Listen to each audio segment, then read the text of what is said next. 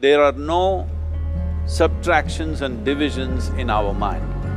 There is only addition and multiplication. I will just remove negative thoughts and I will have positive thoughts. All the best, it's not going to work. It's just that you need to pay little attention as to how it functions. You will see there is a distinction between what is you and what you have gathered.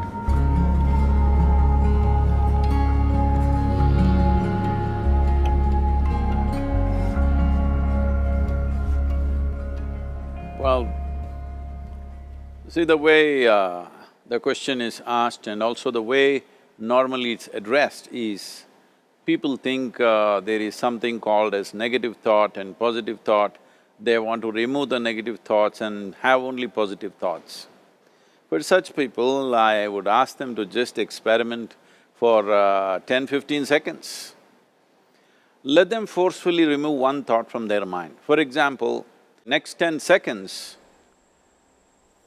just don't think of a monkey. Try not to think of a monkey for next 10 seconds. You will see you will be full of monkeys. So what I'm saying is, this is the nature of your mind, because in this mind, all the three pedals are throttle. There is no brake, there is no clutch. Whatever you touch, it will only go faster.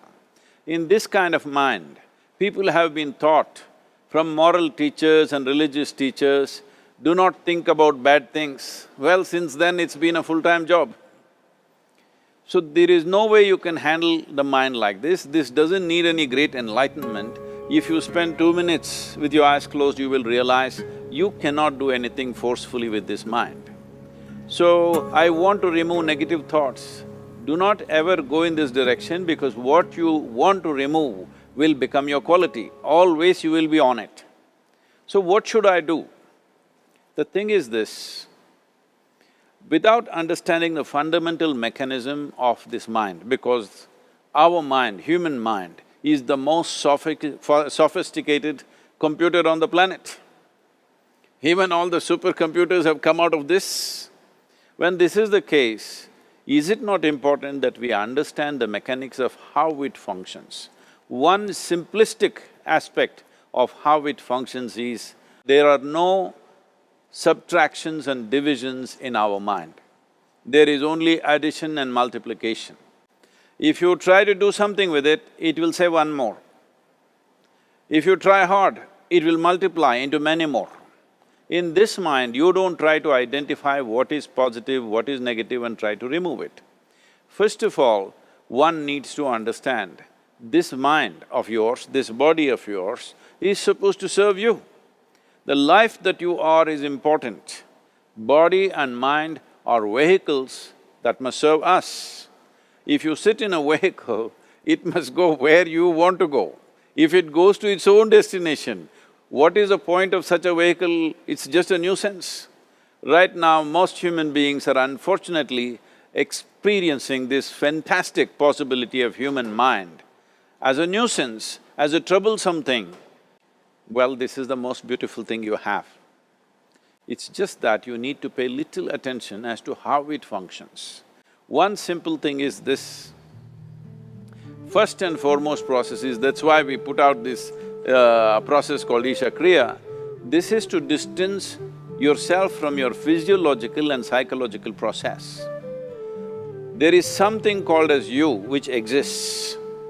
This is not a composite of all your thoughts and emotions and physiological processes. Beyond that, there is you. If you close your eyes, even if you cannot see anything, you're still there. It is through the window of your eyes that you're looking out, but if you close your eyes, it doesn't mean that you don't exist, you still exist. So beyond your thought, you still exist, beyond your emotion, you still exist. So that you, the life that you are, this has to come into your experience. Why is it that you're not allowing that to come into your experience, which is the most significant aspect of who you are? Who you are right now, the most significant aspect is, you and me are alive right now, this is it. What I'm thinking, what you're thinking is not the important thing. We are alive right now, that is the important thing. So, it is important that you focus on this fundamental sense of aliveness within you, and then you will see there is a natural distance between you and your thought process. Once there is a distance between your psychological process and your physiological process, this is the end of suffering. Because there are only two kinds of suffering that human beings go through, physical suffering and mental suffering. Once you create a little space between you and your mind, between you and your body, this is the end of suffering. This is something every human being has to experience and know, otherwise thinking I will just remove negative thoughts and I will have positive thoughts, all the best, it's not going to work 100%, it's not going to work because nobody can remove it, they can avoid it for some time. So when negative thoughts come, you say Ram Ram, Shiva Shiva, whatever you want, but this is just avoiding, it's not gone. The moment you stop that, it will pop back with great force, otherwise it'll come back in your dreams. So it's very important, first of all you need to understand your anger, your resentment, your fear, your anxieties, the negativity that you generate. Generally resentment, anger, it is always directed towards somebody. But we need to understand this is poisons that we are drinking and expecting somebody else to die. Fortunately, life doesn't work like that. If I drink poison, I die. If I drink poison, you don't die. So, we need to understand this. When I say poison, today you can have yourself chemically analyzed. Right now, what is your blood work, what it says? 5 minutes of intense anger, check your blood work and see, there will be lots of negative elements in it, literally you're poisoning yourself. So, do you want to poison yourself? Definitely not. Now the very question is coming from certain helplessness, what shall I do?